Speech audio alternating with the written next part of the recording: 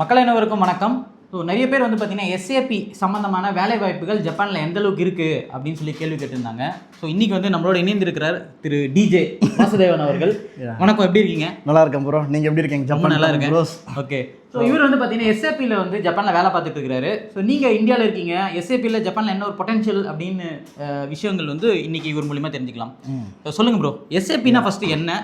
Okay, அதுக்கு முன்னாடி life in Japan சேனலில் பார்த்துருப்பீங்க, ஃபாலோவர்ஸ் தெரியும். இன்றைக்கி வந்து நம்ம தமிழ் ப்ரோஸில் first video debut. Okay. So எஸ்ஏபி இன்னைக்கு காணொலி பார்த்தீங்கன்னா எஸ்ஏபி பற்றி தான் பேச போகிறோம். ஏன்னா நேற்று வந்து நம்ம தமிழ் ப்ரோஸ் வந்து ஜாப்பனீஸ் பற்றி ஒரு டெமோ செஷனு லாங்குவேஜ் ஸ்கூல் ஆரம்பிச்சிருக்காரு.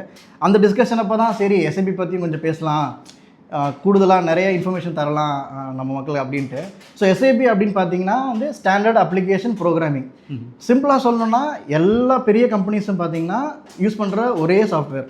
அதாவது ஒரு சாஃப்ட்வேர் வச்சு ஒரு கம்பெனியை ரன் பண்ண முடியும்னா அதுக்கு பேர் இஆர்பின்னு சொல்லுவாங்க. சிம்பிளாக இஆர்பின்னு வச்சுக்கோங்க. அதில் one of the company SAP. So இதில் வந்து ஜப்பானில் பார்த்தீங்கன்னா அவ்வளோ ஆப்பர்ச்சுனிட்டிஸ் இருக்குது. ஓகே பிரதர், இப்போது இந்த எஸ்ஏபியை பற்றி சொன்னீங்க. ஜப்பானிய மொழி தெரிஞ்சிருந்தால் தான் இந்த எஸ்ஏபியில் வந்து வேலை பார்க்க முடியுமா, இல்லை ஆங்கிலம் இருந்தாலே வந்து நம்மளை சமாளிச்சிட முடியும்னு என்ன இருக்கா? ரியல் டைமில் நீங்கள் ஜப்பானில் ஒர்க் பண்ணிகிட்டு இருக்கீங்க, அப்போது நீங்கள் எப்படி ஃபீல் பண்ணுறீங்க? ஓகே, ஆக்சுவலாக எஸ்ஏபி பார்த்தீங்கன்னா ஜப்பானில் ஒர்க் பண்ணணும்னா கண்டிப்பாக வந்து பிஸ்னஸ் லெவல் ஜாப்பனீஸ் தேவை. டு பி ஹானஸ்ட், மேபி ஒரு N3 லெவலில் இருந்தாலுமே நம்மளால் வந்து நல்லாவே ஒர்க் பண்ண முடியும். N4 பேர் மினிமம் வேணும்னு நினைப்பேன். ஏன்னா நம்ம ஃபோன் வந்து நம்ம இங்கிலீஷில் யூஸ் பண்ணுவோம், ஜாப்பனீஸில் யூஸ் பண்ணுவோம், தமிழில் கூட யூஸ் பண்ண முடியும்.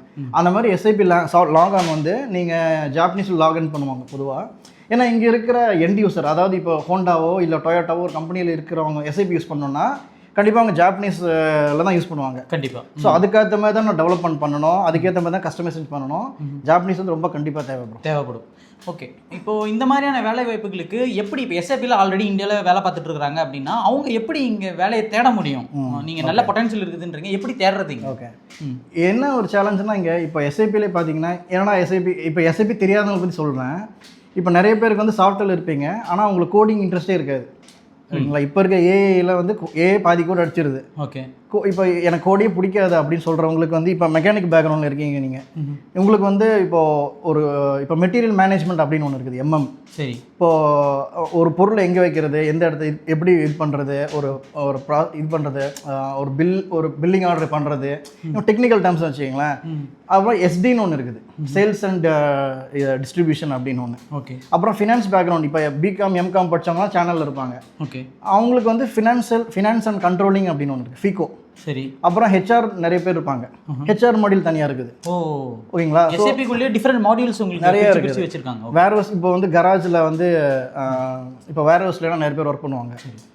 அதுக்கு வந்து எக்ஸ்டெண்டட் வேர்ஹவுஸ் மேனேஜ்மெண்ட் இருக்குது. அப்புறம் சப்ளை செயினில் இருப்பாங்க நிறைய பேர். ஓகே, சப்ளை செயின் மேனேஜ்மெண்ட், இப்படி பார்த்தீங்கன்னா சொல்லிட்டே போகலாம். உங்களுக்கு எஸ்ஏபிக்குள்ளே மல்டிபிள் மாடியூல்ஸ், நிறைய மாடியூல்ஸ் இருக்குது. ப்ராஜெக்ட் சிஸ்டம், இப்போ ப்ராஜெக்ட் மேனேஜர்ஸ்லாம் இருப்பாங்க. ஓகே, இப்போ ஒரு ப்ராஜெக்ட் எடுக்கிறோம், இப்போ புல்லட் ட்ரெயின் ப்ராஜெக்ட்னு வச்சுக்கலாம், அதுக்கு இவ்வளோ பட்ஜெட்டு, அதுக்கு வந்து இவ்வளோ அலாட் பண்ணுறாங்க. ஸோ அதெல்லாம் கிரியேட் பண்ணுறது ப்ராஜெக்ட் சிஸ்டம். ஓகே, ஸோ இந்த மாதிரி உங்களுக்கு நிறைய மாடியூல்ஸ் இருக்குது. நீங்கள் வந்து ஒரு ஃபீல்டில் எக்ஸ்பர்ட்டாக இருக்கீங்கன்னா அதுக்கேற்ற மாதிரி எஸ்ஐபிக்குள்ளே வந்துடலாம். அது வந்து கோடிங் இல்லாதவங்களுக்கு. ஓகே, இப்போ MBA ப்ரொஃபஷனல்ஸ் பண்ணுவாங்க, இன்ஜினியர்ஸ் மட்டும் கிடையாது. ஓகே, இப்போ நான் வந்து கோடிங்கில் தான் இருக்கேன். ஸோ அது வந்து இப்போ ஐடியில் சாஃப்ட்வேரில் டெவலப்மெண்ட் இருக்கவங்க கோடிங்கில் வரலாம். ஓகே, ஸோ ரெண்டுமே பொட்டன்ஷியல் இருக்குன்னு சொல்கிறேன், கோடிங் நான் கோடிங் ஆஸ் வெல். ஓகே, இப்போ இதுக்கு வந்து இப்போ எஸ்ஏபி படிச்சிருக்கிறவங்க இல்லை இனிமேட்டு தான் நான் படிக்க போகிறேன் அப்படின்னு நினைக்கிறவங்களுக்கு நீங்கள் ஒரு இன்புட்ஸ் கொடுக்கணும்னு நினச்சிங்கன்னா எந்தெந்த இப்போ காமர்ஸ் கூட படிச்சிருப்பாங்க, ஓகேங்களா? இப்போ காமர்ஸ் படிச்சிருக்காங்கன்னா அவங்க எஸ்ஏபியில் இப்போ பொட்டன்ஷியல் இருக்குன்றீங்க, அவங்க எப்படி இந்த மாடியூலில் ஒர்க் பண்ணுற மாதிரி வர முடியும்? ஓகே, இதுதான் வந்து ஆக்சுவலாக ரொம்ப கஷ்டமான விஷயம். ஏன்னா எஸ்ஏபி வந்து ஓப்பன் சோர்ஸ் கிடையாது. இப்போ ஒரு ஜாவா ஸ்கிரிப்டோ நீங்கள் என்ன படித்தாலுமே நீங்கள் உங்களோட லேப்டாப் இருந்தால் போதும், இன்டர்நெட் இருந்தால் நீங்கள் படிச்சிடலாம். சரி, ஆனால் எஸ்ஏபி பொறுத்த வரைக்கும் வந்து உங்களுக்கு ஒரு லாக் ஆன் கிரெடென்ஷியல்ஸ் வேணும். அது வந்து அவ்வளோ ஈஸி கிடையாது. ஓகே, ஸோ அதுதான் ஃபஸ்ட்டு சேலஞ்சு. அப்புறம் வந்து ஒரு ஃப்ரெஷராக வேலை கிடைக்கிறது கொஞ்சம் கஷ்டம், இந்தியாவிலே கஷ்டம். ஓகே, மேபி ஜப்பானில் கொஞ்சம் ஈஸின்னு நினைக்கிறேன். ஏன்னா ஜப்பானில் வந்து இப்போ ஆல்ரெடி ஜப்பானில் இருக்காங்கன்னு வச்சுங்களேன், நல்லா பிஸ்னஸ் லெவல் ஜாப்பனீஸ் பேசுகிறாங்க. எஸ்ஏபி வந்து ஓரளவுக்கு தெரியும்னா வேலை கிடைக்கிறதுக்கான சான்ஸ் அதிகம். ஓகே, இந்தியாவில் கொஞ்சம் கஷ்டம். நான் என் பார்த்த வரைக்குமே ஃபஸ்ட்டு ஜாப் வந்து இந்தியாவில் லேண்ட் பண்ணுறது கஷ்டம். பட் ஒரு சர்டிஃபிகேஷனோ நீங்கள் ஹேண்ட்ஸ் ஆன் எக்ஸ்பீரியன்ஸ்லாம் கெயின் பண்ணால் கண்டிப்பாக வேலை கிடைக்கும். ஓகேங்க ப்ரோ, இப்போது ஒரு எக்ஸ்பீரியன்ஸ் பீப்புளாக இருக்காங்க அப்படின்னா அவங்க எப்படி இங்கே ஜப்பானுக்குள்ளே ஒரு வேலையை தேட முடியும் அப்படின்னு? ஸோ இப்போ நான் வந்து இந்தியாவில் இருக்கும்போது எஸ்ஏபியில் ஒர்க் பண்ணிருந்தேன். சரி, என்கிட்ட என்கிட்ட எக்ஸ்பீரியன்ஸ் இருந்துச்சு, ஜாப்பனீஸ் தெரியாது. நான் ஜாப்பனீஸ் படிச்சுட்டு அப்புறம் இங்கே வந்துட்டேன். சரி. ஸோ அது மட்டும் அதுதான் ஈஸியான பதில். நீங்கள் இந்தியாவில் ஆல்ரெடி எஸ்ஐபியில் இருக்கீங்க அப்படின்னா ஜாப்பனீஸ் மட்டும் படிங்க, கண்டிப்பாக வேலை கிடைச்சிடும். சரி, ஓகே. என்ன லெவல் வரையும் படிக்கணும்னு இருக்குல்ல? N3 வந்து இன்டர்மீடியட் லெவல் இருந்தால் ஓரளவுக்கு இங்கே அந்த ஜாப்.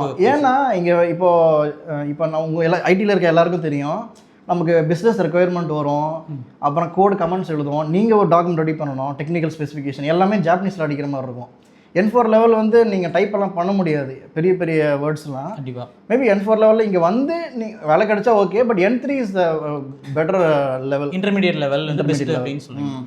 ஒரு வருஷம் டைம் நீங்கள் ஒதுக்குனீங்கன்னா இங்கே வந்துடலாம். ஓகே, இன்ஸ்பிரேஷனுக்கு சூப்பராக சொன்னீங்க, கிறிஸ்பியா. ஸோ அதுக்கு அடுத்தது அவங்க அங்கேருந்து எப்படி ஜாப் தேடுறதுன்னு இருக்கு இல்லையா, அது எப்படி தேடுறது சொல்லுங்கள். ஒன் ஸ்டாப் சொல்யூஷன் லிங்க்டின் தான் ப்ரோ. லிங்க்டின்ல நீங்கள் வந்து அதாவது நம்ம ப்ரொஃபைல்லே ஜாப்பனீஸ் போட்டிருந்தாலே ரெக்ரூட்டர்ஸ் நம்மளை தேடி வருவாங்க. ஓ சூப்பர். ஓகே, இப்போ நம்ம வந்து இப்போ JLPTல நான் வந்து N4 முடிச்சிருக்கேன், N3 முடிச்சிருக்கேன், அவங்க அப்டேட் பண்ணி வச்சாலே ஆட்டோமேட்டிக்காக அந்த ஃபீடு வந்துடும், ஓப்பன் டு ஒர்க் கொடுத்துட்டு. என்னன்னா இங்கே வந்து எஸ்ஐபிக்கு வந்தீங்கன்னா ரொம்ப ஆளுங்க கம்மி. ஈவன் நேட்டிவ் ஜாப்பனீஸே வந்து பார்த்தீங்கன்னா ரொம்ப கம்மி. ரொம்ப ஒரு என்ன சொல்கிறது, நிறைய வேலை இருக்குது, ஆனால் அதுக்கான ஆளுங்க ரிசோர்சஸ் கம்மியாக இருக்காங்க, ரொம்ப கம்மி. சரி, ஓகே. இப்போ இது வரைக்கும் நம்ம எக்ஸ்பீரியன்ஸ் பார்த்தோம். இப்போ ஃப்ரெஷராக இருக்காங்க அப்படின்னா இப்போ அவங்க எப்படி இதை கற்றுக்கிட்டு இங்கே வர முடியும் அப்படின்றது. இவ்வளோ நேரம் இந்த வீடியோ ஸ்கிப் பண்ணாலும் பரவாயில்ல, இதுதான் முக்கியமான பாயிண்ட்டு. ஸோ இப்போ எனக்கு வந்து நான் ஃப்ரெஷர், நான் இப்போ தான் இன்ஜினியரிங் முடிச்சிருக்கேன். இல்லை நான் வந்து எஸ்ஐபி தெரியாதுன்னு வச்சுக்கோங்களேன், நான் வேறு ஃபீல்டு இருக்கேன், I want progress to SIP அப்படிங்கிறப்போ நீங்கள் வந்து ஆன்லைன் கோர்ஸ் பண்ணலாம். ஆன்லைன் கோர்ஸோ இல்லை இப்போ நிறைய இடத்துல வந்து உங்களுக்கு எஸ்ஐபி வந்து ஜீரோலேருந்தே சொல்லித்தராங்க. ஓகே, ஏன்னா ஹேண்ட்ஸ் ஆன் எக்ஸ்பீரியன்ஸ் வேணும். நீங்கள் என்ன தான் யூடியூப் வீடியோ பார்த்தாலும் ஃபஸ்ட்டு உங்ககிட்ட ஒரு ஆக்சஸ் வேணும், எஸ்ஐபி லாக் ஆன. அது வந்து நம்ம தனியாக கூட வாங்கலாம், ஒரு மாதம் 2 மாதம் வாங்கலாம். நிறைய ப்ரைவேட் இன்ஸ்டியூஷன்ஸ் இருக்காங்க. ஓகே, ஸோ அங்கே வந்து நம்ம என்ரோல் பண்ணி ஒரு 3 மாதம் படித்து ஒரு சர்டிஃபிகேஷன் கூட தேவையில்லை, என்ன சர்டிஃபிகேஷன் பண்ணிக்கலாம். பட் அந்த ஹேண்ட்ஸ் ஆன் நாலேஜு அதெல்லாம் வச்சு ஒரு ஜாப் தேட ஆரம்பிச்சா நம்ம வேலை கிடைக்கிறதுக்கான சான்ஸ் ரொம்ப சான்ஸ் இருக்குது. ரூட்டு வந்து அதே ரூட்டு தான், ஜப்பானிய மொழி ப்ளஸ் வந்து இந்த எஸ்ஏபியோடைய மினிமம் எக்ஸ்பீரியன்ஸ் நீங்கள் வந்து ஹேண்ட்ஸ் ஆன் டெவலப் பண்ணிட்டாங்க ஒரு ஃப்ரெஷர் அப்படின்னா அவங்க வந்து இங்கே வரதுக்கான வாய்ப்புகள் வந்து அதிகமாக இருக்குது அப்படின்னு. ரொம்ப நன்றி பிரதர் உங்களோட பேசுறதுக்கு. எஸ்ஏபி சம்பந்தமான நிறைய விஷயங்கள் ஏன்னா இருந்ததுன்னா கண்டிப்பாக உங்களோட கருத்துரை பகுதியில் பதிவு பண்ணுங்கள். ஸோ நண்பர் வந்து ரெஸ்பான்ஸ் பண்ணுவார் கண்டிப்பாக. Thank you bro. ஓகே.